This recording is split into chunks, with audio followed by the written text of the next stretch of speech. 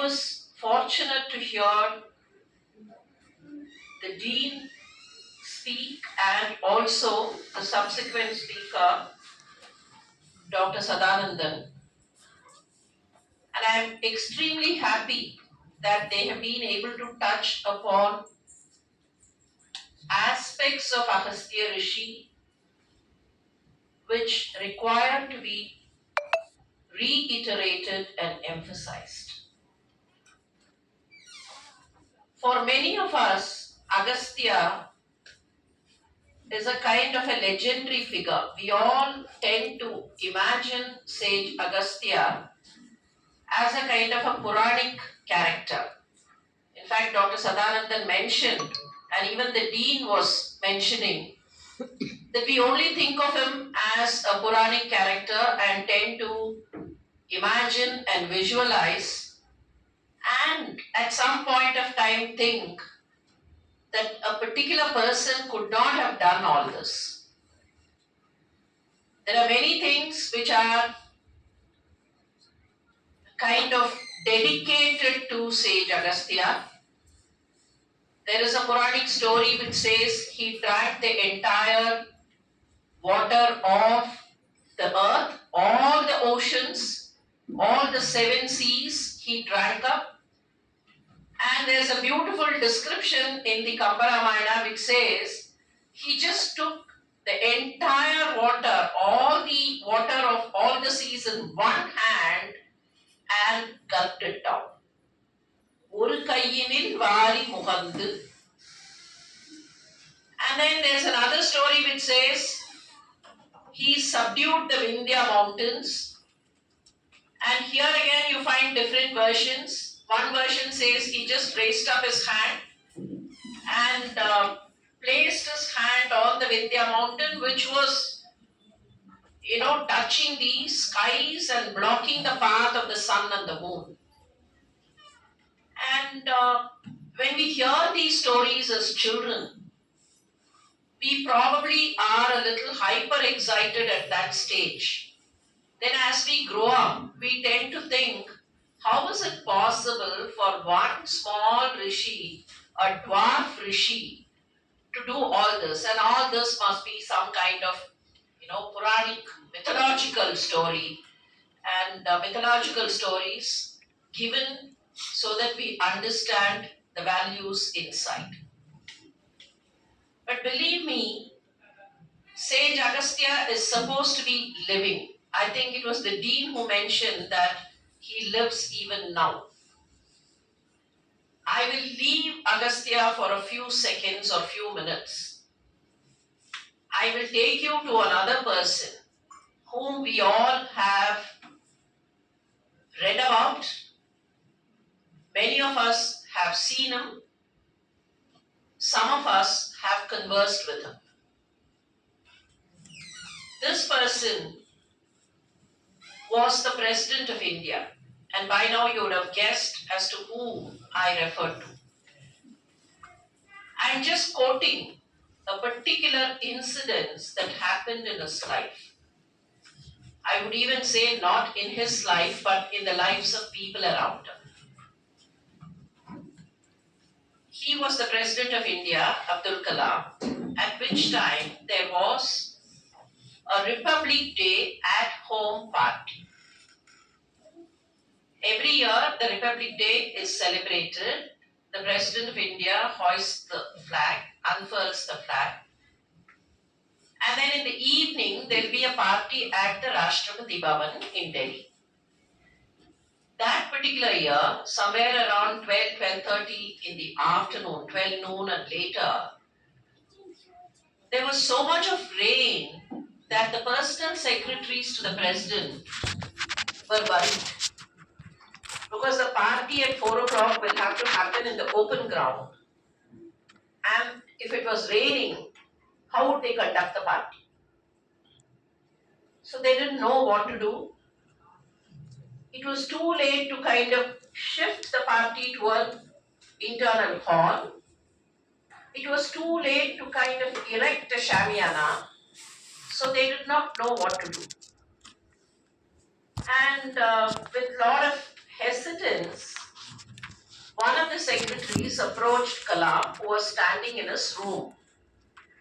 And please visualize, this is what is exactly described by that secretary. Kalam in his room, and when this secretary walked in, the president was standing next to the window and looking out. Obviously, he was looking out, looking at the clouds, looking at what the thing was outside.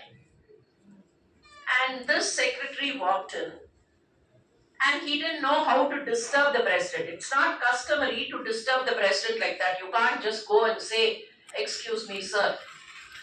So he hesitated, waited, but then time was ticking away and he was already in deep worry. He was panicking. What will I do? I will have to take care of all the VIP guests who will come and even some foreign dignitaries who have come. And they cannot be permitted to drench in rain. So, what kind of instruction should I take from the president? And the president is happily, joyfully looking out of the window like a child and not even turning around here. So, after a few minutes, this man slowly stepped in and coincidence or whatever, Kalam turned and then asked this man, ஏன் உங்க முகம் இவ்வளவு கவலையா இருக்கு மழைன்னு கவலைப்படுறீங்களா? So the secretary knew, he knows what he's talking about and he knows what is in my mind also. And then this man is kind of hesitated to say, ஒரு கையெல்லாம் பிசைஞ்சு அது can we keep umbrellas or it is too late to shift now, what can we do, something like that. At which Kalam again turned to the window, looked out, turned back to the secretary and told him, "Don't worry, மழை வராது, நான் மேல பேசிட்டேன். This is recorded. Nair was a secretary and you can read PM Nair was a secretary and he has recorded everything that happened during his tenure as secretary to the President of India in a book called Kalam Days, which has even been translated in Tamil as Kalam Kalangal by Sudangam. He records this. நான் மேல பேசிட்டேன், don't worry. And Nair goes on to say, we don't know what happened. It was so gloomy at 1 o'clock. And by 4 o'clock, there was absolutely no rain.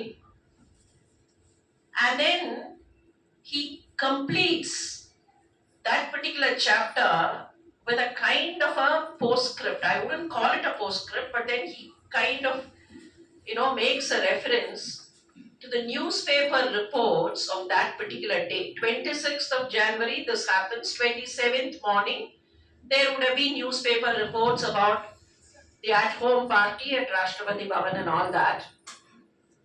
So he quotes one of those reports and says, அன்றைக்கு இரவு 8 மணிக்கு மழை இருக்கவில்லை, ஆனால் வாங்கி வைத்திருந்த 400 குடைகளில் ஒன்று கூட இருக்கவில்லை.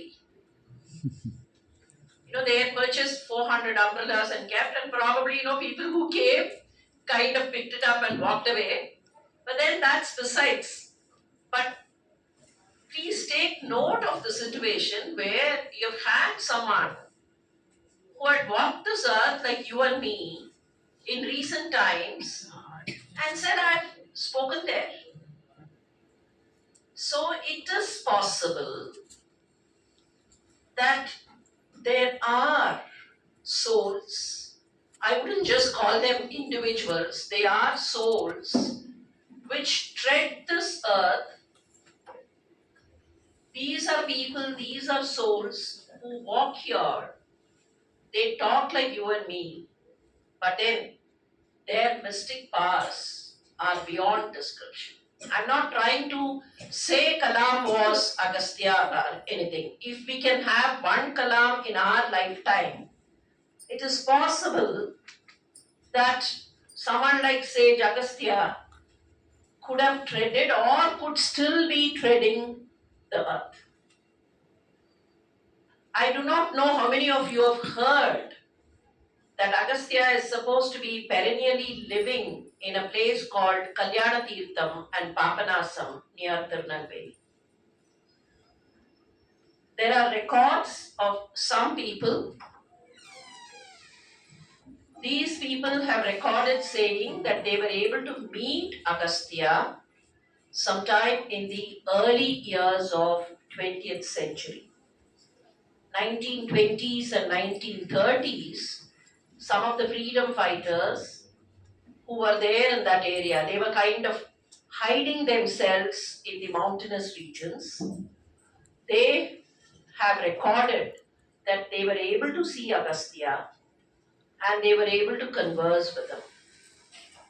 Just because we cannot understand certain things, it is not that there could be no truth in it.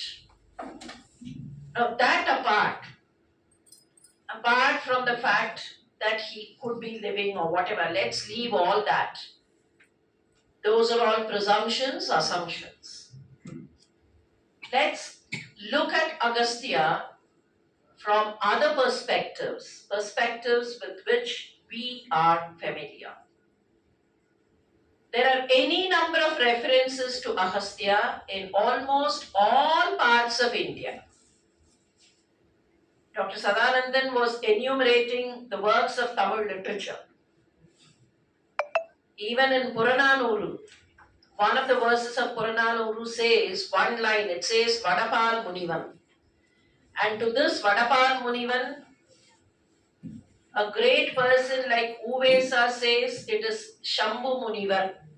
And Shambhu Munivar is supposed to be Agastya.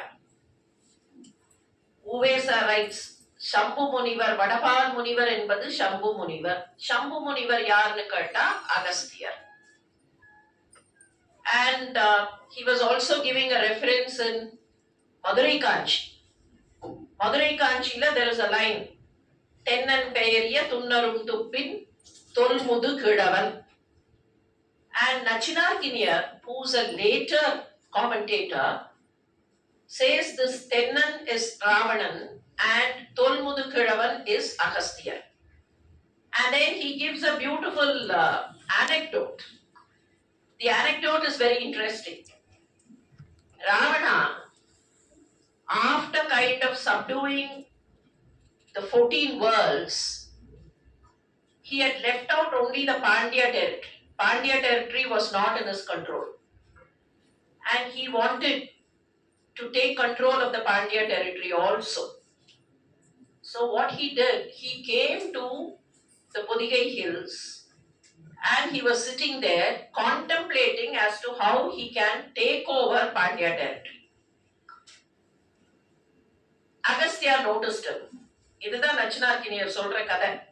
அவன் வந்துட்டான், உட்கார்ந்திருக்கான், ஏதோ சிந்தனையில இருக்கான். அகஸ்தியர் அவனை பார்க்கிறார். அவன் அகஸ்தியரை பார்க்கல. அவனுடைய சிந்தனை so deep, அவன் அகஸ்தியரை பார்க்கல. அகஸ்தியர் அவனை பார்த்துட்டார். And because of his ஞான திருஷ்டி, he was able to understand what that fellow was contemplating. He wanted to chase him out of the Pandya land. So immediately Agastya picked up his veena and started playing, at which the entire Trikuta Malai melted. And Ravana did not even notice that.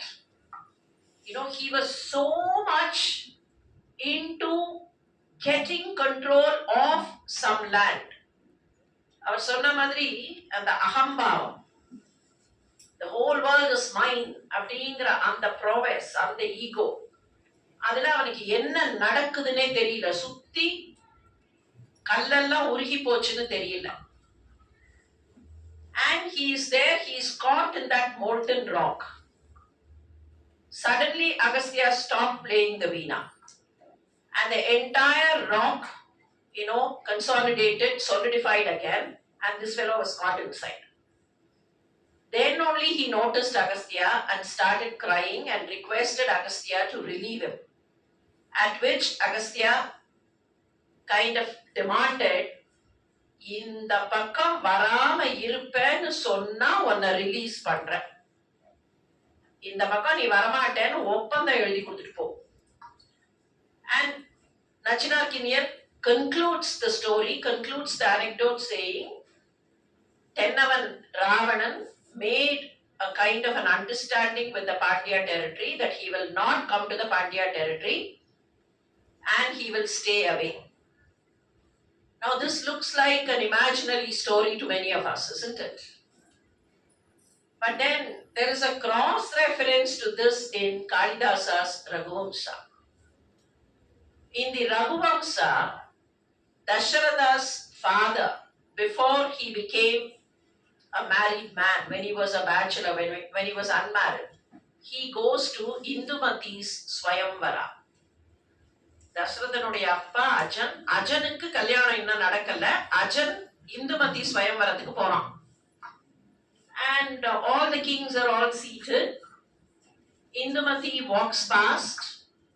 ஸ்வயம்வரத்துலலாம் எப்பவுமே பக்கத்துல ஒரு தோழி இன்னார்னு she'll be describing. Like that, Sunanda, who's the friend of Indumati, is describing as to who are the kings and the princes seated there. And she comes to the Pandya prince and says, this man is from the Pandya land.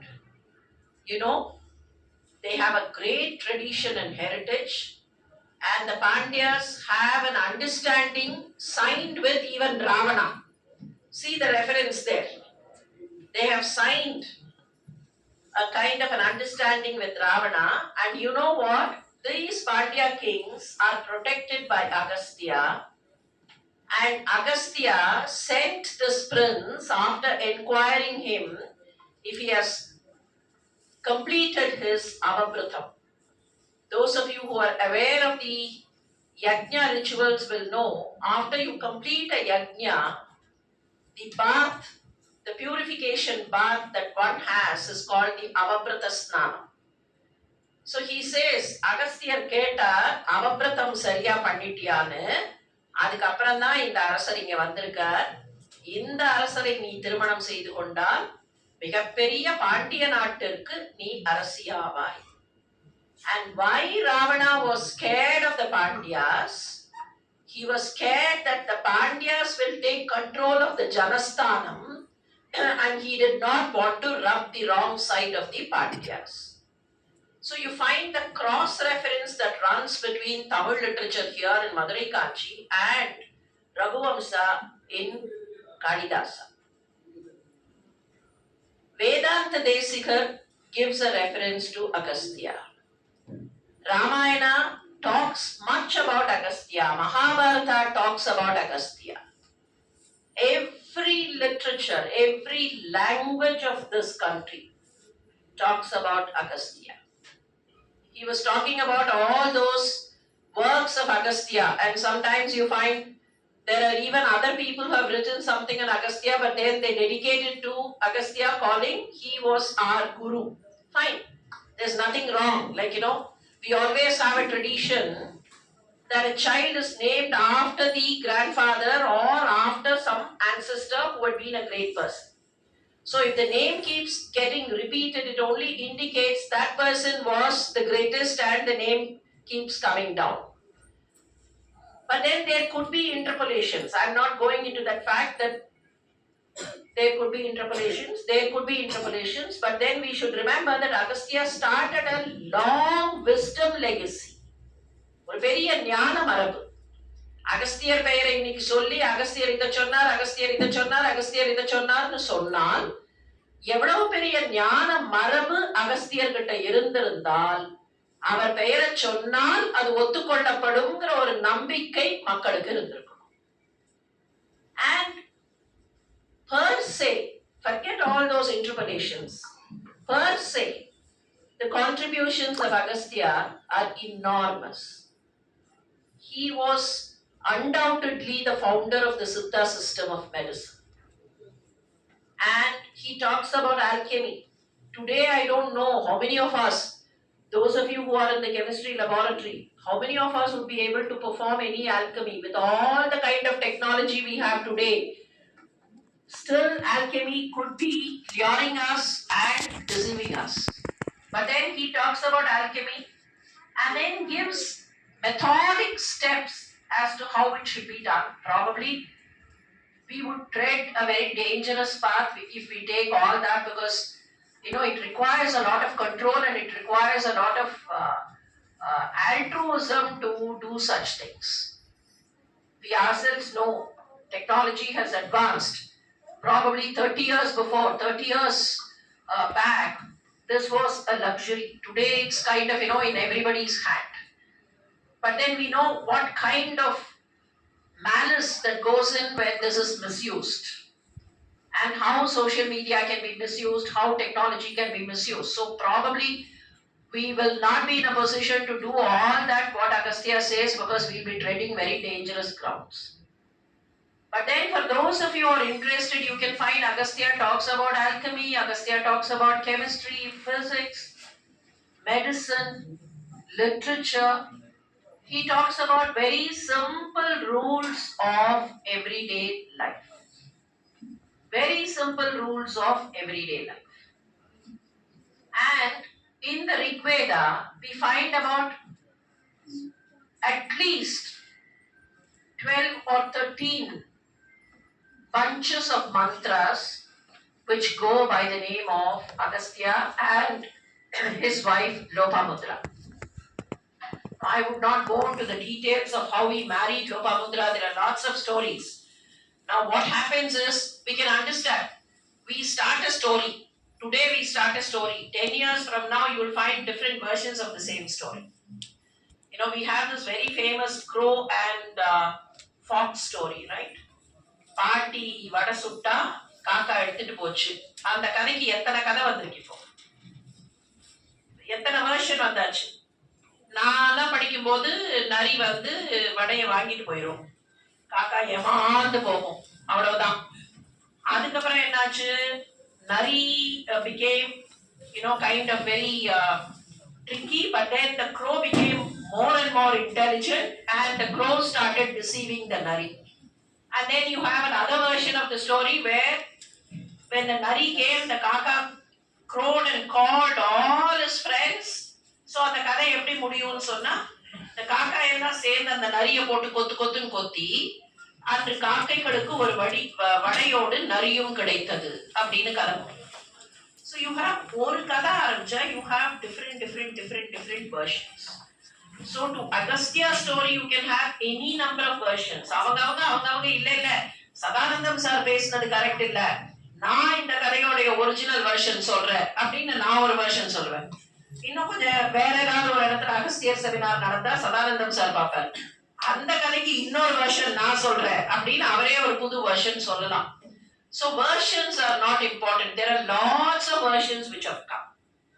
But on the scientific side, if you notice, his contributions are enormous. There are two things which I would want to kind of tell people here, so that as a university you can think of researching on some of these areas. There is a star called Agastya star. Agastya Nakshatramne பேரு. That is in Indian astronomy. நம்ம வேதாந்த ஜோதிஷத்துல அகஸ்திய நட்சத்திரம். இந்த அகஸ்திய நட்சத்திரத்துக்கு western ஆஸ்ட்ரானமில இருக்கிற பேரு Canopus. This Canopus is a star which is close to the south pole. So தெற்கு நோக்கி பார்த்தோம்னு சொன்னா தெற்கு வான்ல பளிச்சுன்னு தெரியும். சிரியஸ் தான் ரொம்ப பிரகாசமாக தெரியும். அதற்கு அடுத்தபடியாக இரண்டாவது நிலையில இருக்கிற நட்சத்திரம் Canopusனு பேரு. ஆனா உலகம் சுத்தும் போது பாத்தீங்கன்னா எல்லா இடத்துல இருந்து பார்த்தாலும் Canopus தெரியாது. I will not go into the details, but நமக்கெல்லாம் தெரியும் globe அப்படியே ஸ்ட்ரெயிட்டா நின்னு சுத்தல. There is a kind of a tilt. And there is something called precession of axis. The precession of axis என்னன்னு புரிஞ்சுக்கணும்னா, எனக்கு தெரியல, எங்க காலத்து பெண்களுக்கு தெரிந்திருக்கிறதுக்கு வாய்ப்பு இல்லை. குறைந்தபட்சம் எனக்கு தெரியாது, மற்றவர்களுக்கு தெரிந்திருக்கலாம். ஆனால் ஆண்களுக்கு தெரியறதுக்கு வாய்ப்பு இருக்கு. பம்பரம் விடுவீங்க இல்லையா, பம்பரம் விட்டோம்னா முதல்ல பம்பரம் ஸ்ட்ரெயிட்டா சுத்திட்டு இருக்கும். அது நேரம் நிற்கும். அப்புறம் கொஞ்ச நேரம் கழிச்சு பாத்தீங்கன்னா அப்படியே சாய ஆரம்பிக்கும். அதுக்கப்புறம் சில சமயத்துல அது அந்த ஸ்பீடுல டாப்ட் ஆனது கூட it will come back and then go. Now this principle is what is called precession of axis. ஒரு global structure when it is spinning around, earth is spinning around its own axis. So when it's spinning around, there will be this phenomenon called precession of axis that is happening. So இப்படி tilt ஆகி இப்படி வரும். அது tilt ஆகி வரும்போது இப்ப இப்படி இருக்க குளோப் இப்படி டில்ட் ஆகுதுன்னு வச்சுப்போம். இந்த இடத்துல இருந்து பார்க்கும்போது இங்க இருக்கிற ஸ்டார் இதுதான் சவுத் போல்னு வச்சுக்கிட்டா இங்க இருக்கிற ஸ்டார் இங்க இருந்து பார்க்கும்போது தெரியாது. But when it comes like that தெரியும். இது இப்படி போகும்போது தெரியாது, இப்படி வரும்போது தெரியும். So இத வச்சு they have calculated. Agastya Rishi saw a particular star and then called it the star. So அவர் அதை சைட் பண்ணினதுதான் அதுக்கு அகஸ்திய நட்சத்திரம்னு பேர் வந்ததுக்கு காரணம். This is how it goes. There is a reference in Vedanga Jyotisham. எப்ப அகஸ்தியர் அந்த ஸ்டாரை பார்த்தாரோ அதுல இருந்துதான் அதுக்கு அகஸ்திய ஸ்டார்னு பேரு. சோ அந்த ஸ்டார் இருக்காங்க. அப்போ அவர் விந்தியாஸ்லேருந்து பார்த்த போது அது கண்ணுக்கு தெரிந்தது. விந்தியத்துக்கு வந்த உடனே அதை பார்த்த போது கண்ணுக்கு தெரிந்தது, அதுக்கு முன்னால தெரியல. அப்ப அதை வச்சு கால்குலேட் பண்ணா எந்த ப்ரிசிஷன் பொசிஷன்ல விந்தியத்திலேருந்து பார்த்தா இது தெரியும், அந்த பொசிஷனுக்கு விந்தியம் வந்த போதுதான் அகஸ்தியர் வாழ்ந்திருக்க வேண்டும். This is how this calculation has gone, and somebody who's very knowledgeable in astronomy has done the calculation. His name is Dr. Abhyankar. Dr. Abhyankar was an astronomist, astrophysicist. He started his career in the Kodaikanal Observatory, and he was responsible for the Astronomical Society of India. இப்போ ரொம்ப பிரபலமா இருக்கிற அந்த Astronomical Society of India உருவாவதற்கு அவர்தான் காரணம். அபியங்கர் அதை வச்சு கால்குலேட் பண்ணி அதை ஃபுல் டீடைல்ஸ் கொடுக்கிறார். கன்னியாகுமரின்னு இப்ப சொல்றமே, அந்த கன்னியாகுமரியில இருந்து கன்னியாகுமரி இப்படி இருக்கும்போது அந்த பிரிசிஷன்ல இப்படி போயிருந்ததுன்னா இங்க இருக்கிற ஸ்டார் தெரிஞ்சிருக்காரு. இது இப்படி வரும்போதுதான் தெரியும். இதான் கன்னியாகுமரின்னு வச்சுக்கிட்டா இந்த பொசிஷனுக்கு வரும்போதுதான் தெரியும். கன்னியாகுமரியில இருந்து எப்போ அதை பார்த்திருக்க முடியும் கேனபஸ் சொன்னா பொது ஊழி காலத்திற்கு 12,000 ஆண்டுகளுக்கு முன்னர் 12,000 BCE. இப்ப இருக்கிற சென்னை அங்கிருந்து எப்ப பார்த்திருக்க முடியும்னா 8,500 BCE. பொது ஊழி காலத்திற்கு 8,500 ஆண்டுகளுக்கு முன்னர். ஹைதராபாத் 7,200 BCE. விந்தியான்னு இருந்திருக்க வேண்டிய இடம் சாத்புரா ரேஞ்சஸ் இருக்கே, அங்கிருந்து பார்த்திருந்தால் 6,000 to 6,500 BCE. அப்பதான் அது தெரிஞ்சிருக்கும். அப்போ அகஸ்தியர் வாழ்ந்த காலம் குறைந்தபட்சம் பொது ஊழி காலத்திற்கு 6,000 இருந்து 6,500 ஆண்டுகளுக்கு முன்னர். இதுல என்ன விசேஷம்னு சொன்னா இந்த precision of axis அப்படியே கால்குலேட் பண்ணா இப்படி போடுற கர்வ் இப்படி போகும். இப்ப 10,000 பார்த்தாங்க அப்படின்னு சொன்னா இந்த கர்வ்ல போகும்போது திருப்பி ஏடி 10,000 பொது ஊழி காலத்திற்கு 10,000 ஆண்டுகளுக்கு பின்னர் 10,000 CEல கன்னியாகுமரியில மறைஞ்சு போயிடும் கேனபஸ். விந்திய பகுதிக்கு வரும்போது 6,000 CEல மறைஞ்சு போயிடும். So இந்த calculation வச்சு Agasthiyar is not a kind of imagination, but Agastya is an astronomical entity. He is an astronomical figure. அப்படிங்கறத நிறுவி இருக்கிறார். இது ஒரு பக்கம். அகஸ்திய சமித்தை அப்படின்னு ஒரு நூல் இருக்கு, which is part of the Skanda Mahapurana. In fact, every Indian language has something on Agastya. தெலுங்குல பாத்தீங்கன்னா அகஸ்திய வித்யமு அப்படின்னு ஒரு 1918ல அகஸ்திய வித்யமுன்னு ஒரு சின்ன நூல். ஒரு ஆயுர்வேத மருத்துவர் அகஸ்தியர் கொடுத்திருக்கக்கூடிய ஆயுர்வேத ஞானம் எங்கெல்லாம் இருக்கு, இப்ப சொன்ன மாதிரி அங்கங்க சுவடிகள்ல இருக்கு, அதையெல்லாம் எடுத்து அவர் ஒரு நூலா கம்பைல் பண்ணியிருக்கார். இப்போ 302 நூல்கள் அப்படின்னு சொன்னார் இல்லையா, அதுல கிட்டத்தட்ட 144 நூல்கள் சுவடிகளாக கிடைத்தன. இப்போது தொடங்கி இருக்கிற காசி தமிழ் சங்கமம் அதன் தொடர்பாகத்தான் இந்த நிகழ்ச்சி இங்க நடக்கிறதுன்னா, அந்த காசி தமிழ் சங்கம ஸ்டால்ஸ்ல செம்மொழி தமிழாய்வு மத்திய நிறுவனம் இந்த 144 சுவடிகளையும் தேடி எடுத்து கொண்டு வந்து அவற்றை டிஜிட்டைஸ் பண்ணி அங்க எக்ஸிபிஷனாக வச்சிருக்கு. அது தவிர நிறைய நூல்கள், அப்போ தாமரை நூலகம், அதுக்கு முன்னால சரஸ்வதி மஹால், தாமரை நூலகம் சரஸ்வதி மஹால்ல இருந்துகிட்டு தான் வாங்கினாங்க. சரஸ்வதி மஹாலே கூட அதுக்கு முன்னால பல இடங்கள்ல தேடி, பாளையங்கோட்டையில எல்லாம் தேடி பாபநாசத்துல கிடைத்த அந்த சுவடிகள் அதெல்லாம் வச்சுதான் எடுத்துட்டு வந்தது. இதெல்லாம் தமிழ்ல. சமஸ்கிருதத்துல அகஸ்திய சமிதைன்னு ஒரு நூல் இருக்கு. அதுல வரக்கூடிய ஒரே ஒரு ஸ்லோகத்துல இருக்கிற ஒரு விஷயத்தை மாத்திரம் நான் சொல்றேன், அந்த மொத்த ஸ்லோகம் கூட இல்ல. ட்ரை செல் பேட்டரி அப்படின்னு ஒண்ணு நம்ம எல்லாம் கேள்விப்பட்டிருப்போம், பிசிக்ஸ்ல படிச்சிருப்போம். ஆனோட வைக்கணும், கேத்தோட வைக்கணும் அப்படின்னு படிச்சிருப்போம். அந்த ஸ்லோகத்துல வரக்கூடிய விஷயம் இதுதான். ஒரு மண் பாண்டத்தை எடுத்துக்கொள்ளுங்கள். மிருத்மய பாத்திரம் சம்ஸ்கிருதம். ஒரு மண் பாண்டத்தை எடுத்து வைத்து விடுங்கள், நல்ல மண் பாண்டம். அதுல ஒரு தாமிர பத்திரம், காப்பர் பிளேட்டை வையுங்கள். இந்த பக்கத்துல மெர்க்யூரி கோட்டட் சிங்க் பிளேட் வையுங்கள், பாதரசம் பூசப்பட்ட துத்தநாகம். இத ரெண்டையும் வச்சுட்டு இந்த ரெண்டு பிளேட்டும் ஒண்ணுக்கு ஒண்ணு கனெக்ஷன் வராம இருக்கணும்னா மரத்தூள் போடுங்கள், சாடஸ்ட். கார்பெண்டர்லாம் இழைச்சு போடுவாங்க அந்த மரத்தூள். இப்போ உட்டு வந்து கண்டக்ட் பண்ணாது இல்லையா, எலக்ட்ரிசிட்டிக்கு கூட உட்டதாலே நம்ம இன்சுலேட்டரா யூஸ் பண்றோம் பல நேரத்துல.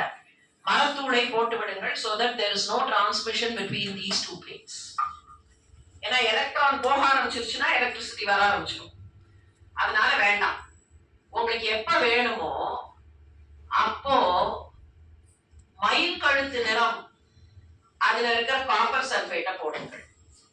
ஏன் இந்த ஸ்லோகம் became கொஞ்சம் சுவாரஸ்யமா மாறுச்சுன்னா, somewhere around 19th century British people இங்க இருந்த போது இந்த மாதிரி எல்லாம் சில விஷயங்களை பார்த்து நம்முடைய மகான்களும் முனிவர்களும் சொல்லி இருக்கிற விஷயங்களை எடுத்து அத அவங்க ட்ரை பண்ணாங்க. சில பேர் நல்லபடியா ட்ரை பண்ணாங்க, சில பேர் பிரெயின் வாஷ் பண்ணாங்க. நம்ம எதோ நடந்தது, அதெல்லாம் விட்டுருவோம். அதுல ஒருத்தர் இந்த ஸ்லோகத்தை எடுத்துக்கிட்டு இதுல ஏதோ இருக்கே, இத நம்ம ட்ரை பண்ணி பார்க்கலாமான்னு புறப்பட்டார். அவருக்கு சமஸ்கிருதம் படிக்க தெரியும். many of them learned like Max Muller. ஆனா முழுசா அர்த்தம்லாம் தெரியல. அவருக்கு ஒரு அசிஸ்டன்ட், அவருக்கு நல்லா தெரியும். ரெண்டு பேருமா சேர்ந்து அதை வச்சு படிச்சாங்க. சம்ஸ்கிருதம் மிருத்மய பாத்திரம் தாமிர பத்திரம் சம்ஸ்கிருதம் அப்படின்னு ஒரு முதல் வரி. அதுல தாமிர பத்திரத்தை வைக்க வேண்டும். சம்ஸ்கிருதம்னா நல்லபடியாக செய்வது, நல்லபடியாக வைப்பது. அதுக்கு அடுத்த வரி எப்படி தொடங்கும்னா, சஞ்சாதா சிகிக்ரீவேன்னு வரும். அதுல சிகிக்ரீவத்தை வைத்து, சிகிக்ரீவத்தை போடுவதற்கு முன்னால் மரத்தூளை போடு, வேண்டிய போது சிகிக்ரீவத்தை போடுன்னு வரும். இந்த சிகிக்ரீவம்னா என்னன்னு ரெண்டு பேரும் உட்காந்து யோசிச்சாங்க. அசிஸ்டன்ட் சொன்னார், சிகிக்ரீவம்னா ஷிகி அப்படின்னா மயில்னு அர்த்தம். அது சந்தியில சேரும் போது சிக்கின்னு வந்துடும். சிக்கினா மயில்னு அர்த்தம், கிரீவம்னா கழுத்துன்னு அர்த்தம். இப்ப மயில் கழுத்தை போட சொல்லியிருக்குன்னாரு. ரெண்டு பேரும் மயில் கழுத்தை போய் எங்க போடுறதுன்னு யோசிச்சுட்டு போனாங்க. காட்டுல தேடிட்டு போயிட்டாங்க. ஏதாவது ஒரு மயில் இறந்து கிடந்தா அதோட கழுத்தை வெட்டி கொண்டு வந்து போடலாம்னு போயிட்டாங்க ரெண்டு பேரும். எதேச்சியா ஒரு ஆயுர்வேத மருத்துவர் அவர்களை சந்தித்தார். எங்க போறீங்க, இந்த காட்டு பகுதிக்கு எங்க போறீங்கன்னா, நாங்க மயில் கழுத்தை தேடி போறோம்னாங்க. அப்புறம் அவர் பார்த்துட்டு என்னது இது, கொண்டாங்க காட்டுங்கன்னு பார்த்துட்டு then he told them, அப்பா நாங்க ஆயுர்வேதத்துல சிக்கிகிரீவத்தை யூஸ் பண்றோம் sometimes for medicinal preparations and purification. சிக்கிகிரீவம்னா என்ன தெரியுமா, எங்க பாஷையில சிக்கிகிரீவம்னா மயில் கழுத்து வண்ணத்தில் இருக்கிற காப்பர் சல்பேட். நீங்க சேலை வாங்க போகும்போது, ட்ரெஸ் வாங்க போகும்போது ரெஃபரன்ஸ் எப்படி சொல்வீங்க, காப்பர் சல்பேட் கலர்ல இன்னைக்கு சட்டை போட்டிருக்காங்களே அப்படின்னு சொல்லுவீங்களா இல்லையா? MS ப்ளூ மயில் கழுத்து அப்படின்னு எல்லாம் தானே அதுக்கு பேரே வைக்கிறோம், ரெஃபரன்ஸே வைக்கிறோம். சோ அந்த மாதிரி மயில் கழுத்துன்னு சொன்னா நேரடியா மயிலோட கழுத்துன்னு அர்த்தம் இல்ல, மயில் கழுத்தினுடைய வண்ணத்தை கொண்ட இந்த வேதிமத்திற்கு அந்த பெயர். ஓஹோ அப்படியா அப்படின்னு கேட்டு அதுக்கப்புறம் they went to fetch copper sulfate and they tried it and it happened. நீங்க காப்பர் சல்ஃபேட் போட்டோன்னு என்ன ஆகும்? இந்த பக்கம் காப்பர் பிளேட் இருக்கு, இந்த பக்கம் ஜிங்க் பிளேட் இருக்கு. நடுவுல காப்பர் சல்ஃபேட் போட்ட உடனே the connection is getting established and there is a travel of electrons which leads to generation of electric potential. So அவர் என்ன சொல்றாரு அந்த ஸ்லோகத்துல கடைசி வரியில, இத நீங்க போட்ட உடனே என்ன கிடைக்குதோ அதுல இருந்து ஏதோ ஒண்ணு கிடைக்கும். சங்கா ஜாதாய, இந்த சங்கத்தினால் இந்த கூட்டினால் கிடைக்கக்கூடிய தேஜஸ், சங்கா ஜாதாய தேஜோக மைத்ர வருணாக, அந்த தேஜஸுக்கு மித்ர வருணர் என்று பெயர். அது என்ன தேஜஸ்? அதுல ஒரு லைட் கிடைக்கும், ஒரு பொறி கிடைக்குங்கிறார். இதை போட்ட உடனே ஒரு பொறி கிடைக்கும்னா the kind of electrical generation. அவர் சொல்லியிருக்கிறது நமக்கு இன்னைக்கு பார்க்கும்போது ரூடிமெண்ட்ரியா தெரியலாம், but then this is many many many many years ago. இதோட அது நிக்கல. If you go into that chapter of the Agastya Samhita, சரி இந்த மாதிரி ஜெனரேஷன் ஆஃப் பொட்டென்ஷியல் வருது, இந்த எலக்ட்ரிக் பொட்டென்ஷியலை வச்சு என்ன பண்ணலாம்னா தண்ணீரை எடுத்து அதுல இந்த பொட்டென்ஷியலை செலுத்தினா தண்ணீர் ரெண்டா பிரியும், உடான வாயுவும் பிராணவாயுவும் பிரியும். Hydrogen and oxygen molecules which get separated. உடானங்கிற, நீங்க இன்னைக்கும் விமானத்துக்கு உடான் அப்படின்னு தான் சொல்றோம். மேல போகக்கூடியதுதான் உடான். அதுல இருந்துதான் வாயுக்களை பற்றி சொல்லும் போது உதானம், பிராணன், உதானன் அப்படின்னு வந்ததெல்லாம், உதானன்னா எது மேலே போகிறதோ அது உதானன். சோ உடான் அப்படின்னு அவர் சொல்றாருங்க, மேல போகக்கூடிய வாயு. மேல போகக்கூடியதாக hydrogen will rise up, oxygen will not rise up to that level. அதுக்கப்புறம் ஒரு சாப்டர்ல நீங்க எப்படி ஒரு குறிப்பிட்ட பொருளை எடுத்து அந்த பொருளை ஒரு துணி போல வளைத்து அதை எப்படி பக்குவப்படுத்தி அதை ஒரு பை மாதிரி ஆக்கி அதுல இந்த உடான் வாயுவை போட்டீங்கன்னா இது பறக்கும். Hydrogen balloon, much later was the hydrogen balloon technique. Hydrogen balloon கண்டுபிடிச்சு அதுக்கப்புறம் ஹீலியம் பலூன் வரைக்கும் வந்தாச்சு இன்னைக்கு. ஆனா இந்த உடான் வாயுவை இதுல போட்டால் அது பறக்கும். அதை பறக்க வைக்கிறதுக்கு அந்த இதுல எப்படி லீக் இல்லாம இருக்கணும், அந்த பை லீக் இல்லாம இருக்கணும் அப்படின்னு அந்த டிஸ்கிரிப்ஷன் வரைக்கும் அகஸ்திய சமித்தை தருகிறது. அப்ப நாம கண்ணை திறந்து கொண்டு, கண்ணையும் காதையும் மனதையும் திறந்து கொண்டு பார்த்தால் பல பல பல பல விஷயங்களை அகஸ்தியரிடத்திலிருந்து கற்றுக்கொள்ள முடியும். அகஸ்தியர்னு சொன்னா அவர் சொன்ன மாதிரி ஒரு டேக் ஹோம் இன்ஃபர்மேஷன் அப்படின்னு வச்சுக்கணும்னா, பாரத தேசத்தை முழுமையாக இணைத்தவர்னு சொன்னார். முழுமையாக இணைத்தவர். பாரத தேசத்துல நீங்க பாத்தீங்கன்னா எத்தனையோ இடங்கள்ல அகஸ்தியருடைய ஆசிரமங்கள் இருந்ததாக தெரிகிறது. அகஸ்தியர் ஆசிரமம் ஹரித்வாருக்கு போனா இங்கதான் இருந்ததுங்கிறாங்க, குஜராத்துக்கு போனா இங்கதான் இருந்ததுங்கிறாங்க, நார்த் ஈஸ்டுக்கு போனா இங்கதான் இருந்ததுங்கிறாங்க, காசியில அவருடைய ஆசிரமம் இருந்திருக்கு. அப்படியே கொஞ்சம் அப்படி நம்ம ஊர் பக்கமா வந்தோம்னா வேதாரண்யத்துல அகஸ்தியான் பள்ளி இங்கதான் இருந்தாருன்றாங்க, கும்பகோணத்துல அவர் இங்கதான் இருந்தாருன்றாங்க. நீங்க இப்ப காஞ்சிபுரத்தை பத்தி ஏற்கனவே பார்த்தோம். சென்னையில வில்லிவாக்கம்னு ஒரு இடம் இருக்கு, அங்க போய் ஸ்தல புராணத்தை கேட்டீங்கன்னா வில்வலன் இறந்து விழுந்த இடம் இது, அதனாலதான் இதுக்கு வில்லிவாக்கம்னு பேருங்கிறாங்க.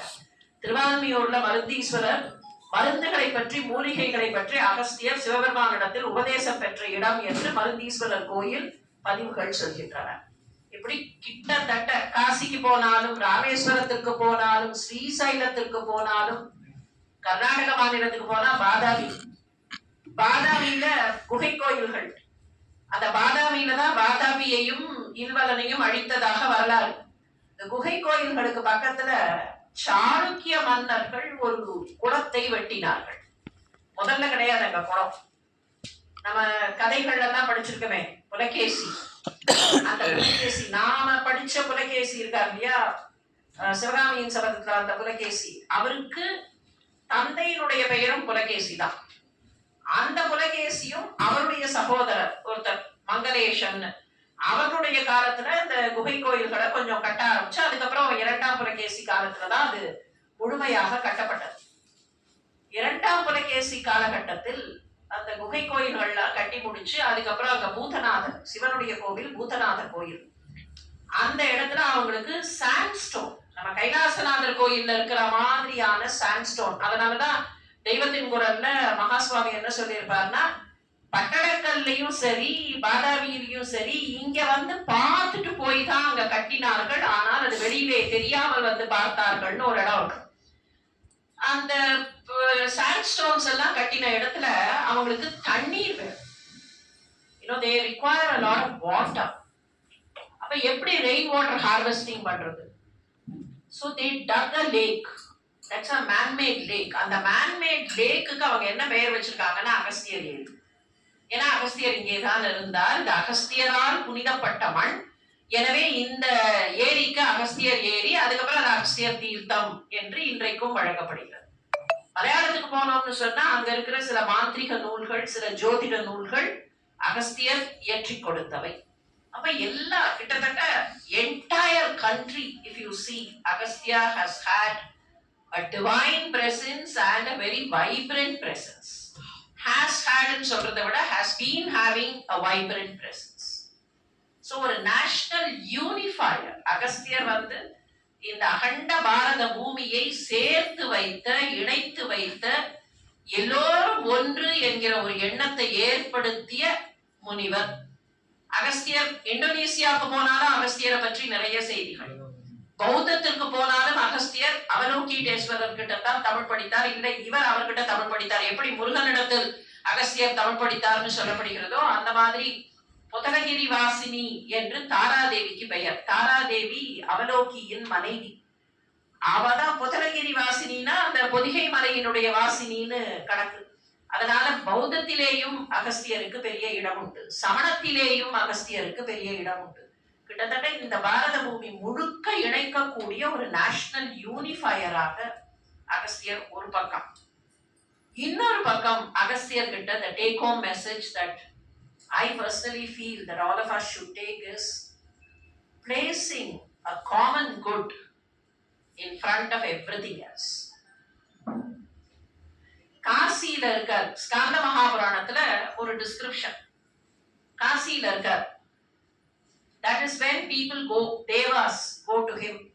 இந்த விந்தியம் ரொம்ப படாத பாடுபடுத்துது, விந்தியத்தை நீங்கள் அடக்க வேண்டும்னு போய் கேட்கிறாங்க. காசியை விட்டுட்டு வரதுக்கு அவருக்கு மனசு இல்லை. You will find a very different Agastya there.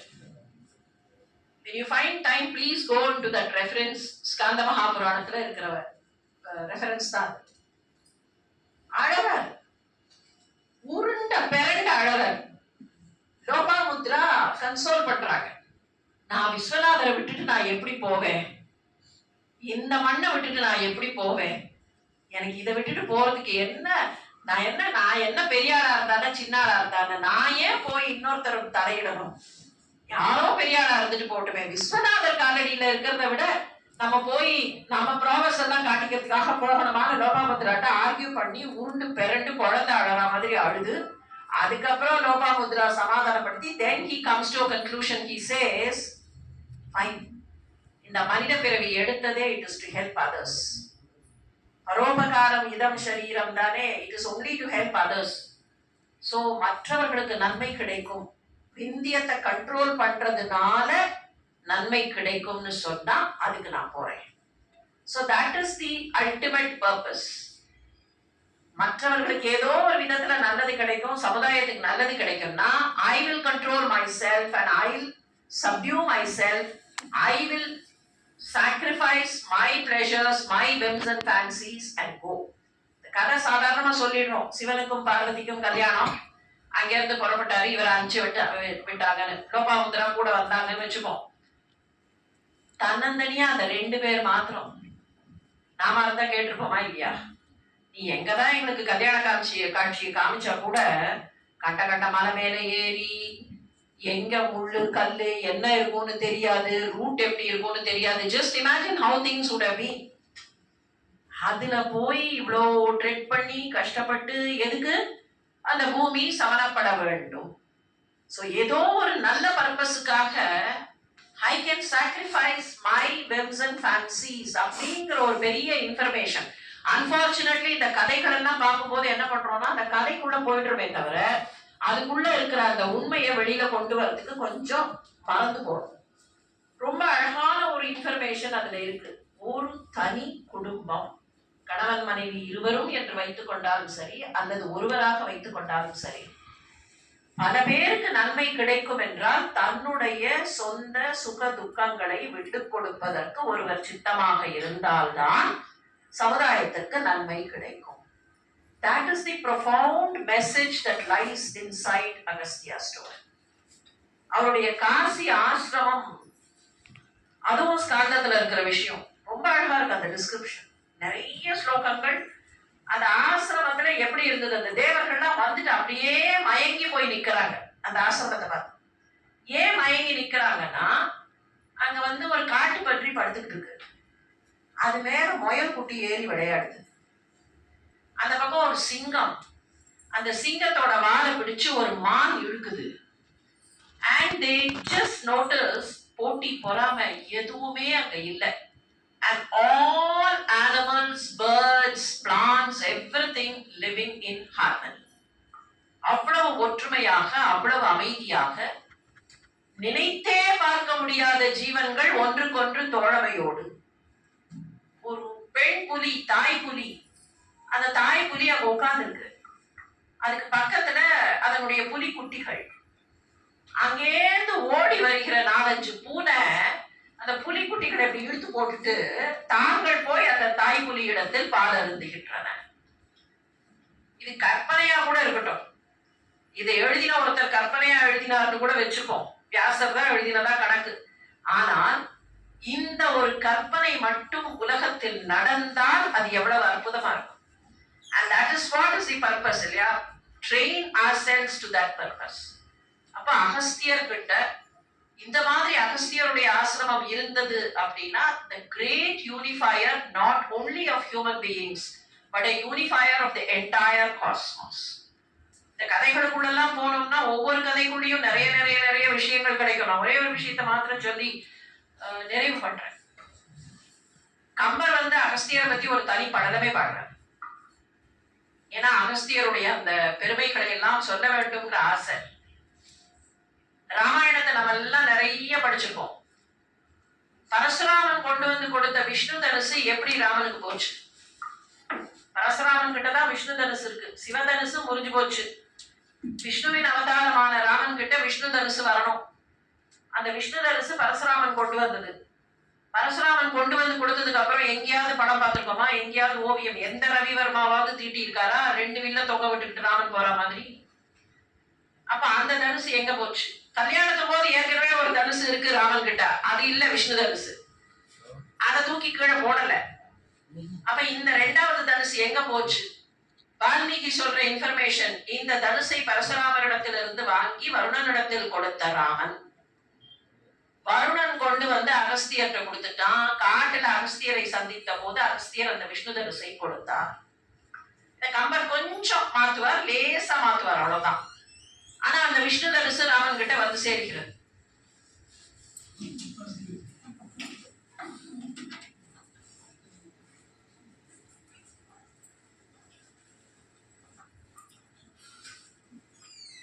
So somehow the Vishnu Dhanusu comes to Rama.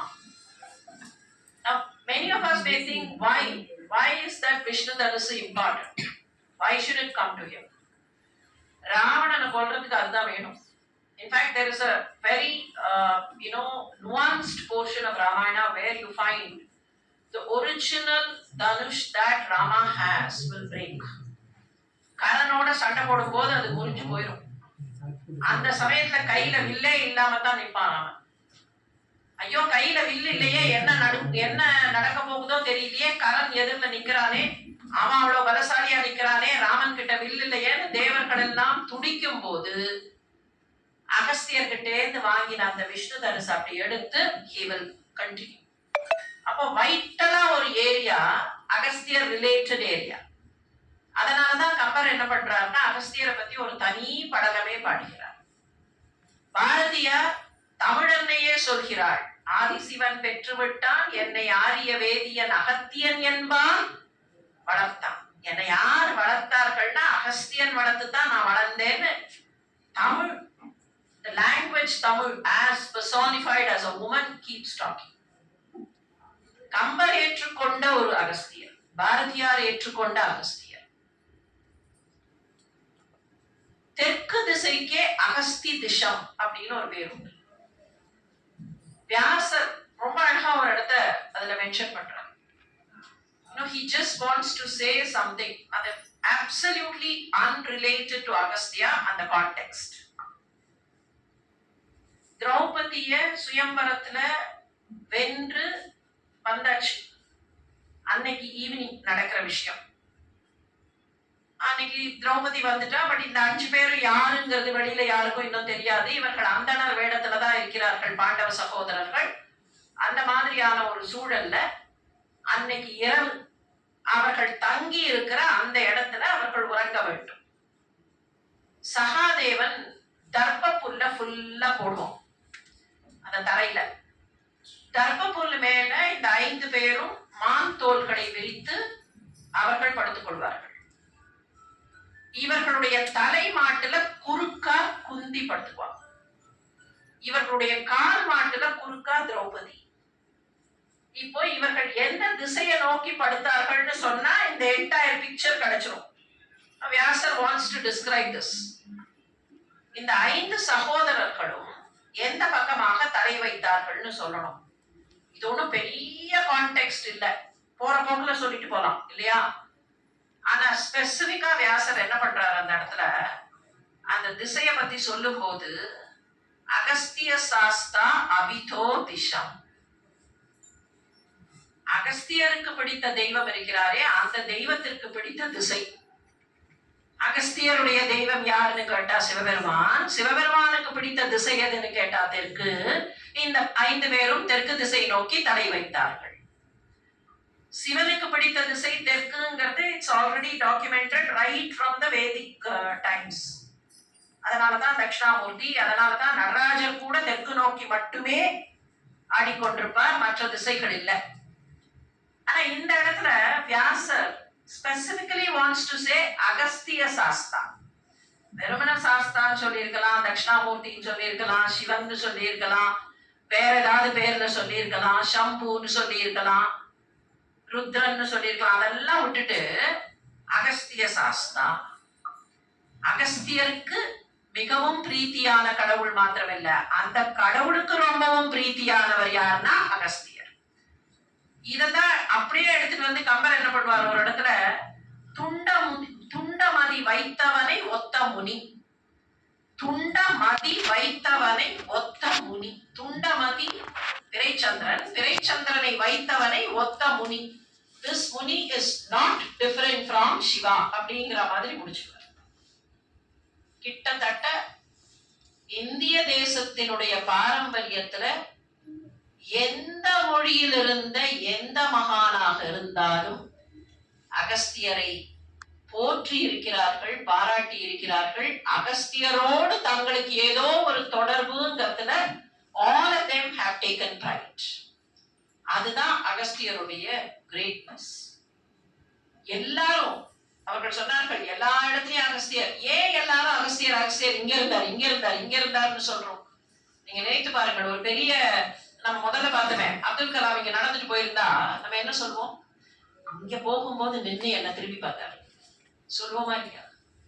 அப்ப அகஸ்தியரோடு எனக்கு ஏதோ ஒரு சம்பந்தம் இருக்கிறது அப்படின்னு சொல்ற ஒரு ஆசை பாரத தேசத்துல எல்லாருக்கும் இருந்திருக்கு. எல்லா லாங்குவேஜஸ்க்கும் இருந்திருக்கு, எல்லா மக்களுக்கும் இருந்திருக்கு.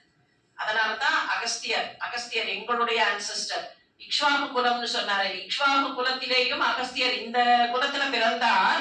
அதுக்கப்புறம் எங்கேயோ ஒரு இடத்துல தப்பு நடந்தது. அதனால மறுபடியும் மைத்ரவர்மராகி அதன் வழியாக அகஸ்தியரும் வசிஷ்டரும் வந்தார்கள்னு இக்ஷ்வாகு குல அந்த டைனாஸ்டிய பத்தின செய்திகள். அதே மாதிரி சிவனுடைய குலத்திலேயும் அகஸ்தியர், விஷ்ணுவின் குலத்திலேயும் அகஸ்தியர். வேதாந்த தேசிகர் ரொம்ப அழகா ஒரு இடம் காட்டுறாரு. இந்த மேகம் எல்லாம் இடி இடிக்கிறது, மழை பெய்யணும், இடி இடிக்கிறது. இடி இடிக்கிற மேகங்களை பார்த்து பாண்டிய நாட்டு நதிகள், பொருணை நதி உட்பட எல்லா நதிகளும் சிரிக்கின்றன.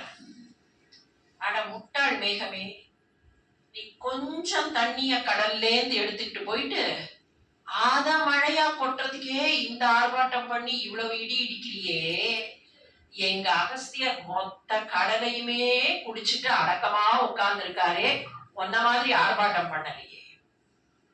எந்த இடத்துல கொண்டு வந்து அகஸ்தியரை வைக்கிறார் பாருங்க. ஆர்ப்பாட்டம் பண்ணாமல் அடக்கமாக இருப்பது அகஸ்தியரை போல இருக்க வேண்டும்னு வேதாந்த தேசிகர் அது ஒரு அப்படியே கண்டினியூஸா ஒரு string of verses, Subhashita Nivi அப்படின்னு பேர் அதுக்கு. அதுல ஒரு ஸ்ட்ரிங் ஆஃப் வேர்சஸ்ல there is so much of reference about Agastya. So Agastya அப்படின்னு சொன்னா fund of information. There is so much about Agastya. I would only request the Vice Chancellor, since so many of them are here and there are lots of areas which are being exposed now, which probably were not unearthed earlier. Now we have, there is a kind of revived interest in Agastya, and so much of material is being brought out. Maybe a few of the scholars here could take up some aspects of Agastya and pursue research into Agastya's works, Agastya's science, the scientific principles, the literary contribution, and so many other things. The area is open. Probably as a university, this university, especially on the lines of Mahaswami, who had great respect for Agastya. Agasthyara பத்தி மகாஸ்வாமி நிறைய விஷயங்கள், அகஸ்தியர் வந்து அந்த மாதிரி ஒரு ரிஷி உண்டா அப்படிங்கிற மாதிரி நிறைய ரெஃபரன்ஸ் கொடுக்கிறார். அதனால this university can do something on those lines. It is not necessary it should be done in 1 day or 2 days. It can take its own time, but then you can kind of archive and create a fund of information on the great sage. So with those words, I once again thank all the organizers, especially the Vice Chancellor and Madam Kavita, for making me a part of this wonderful celebration, a wonderful national seminar, which brought out the greatness and glory of Sage Agastya. Thank you very much once again, and my very sincere congratulations to all the participants and the organizers. Thank you.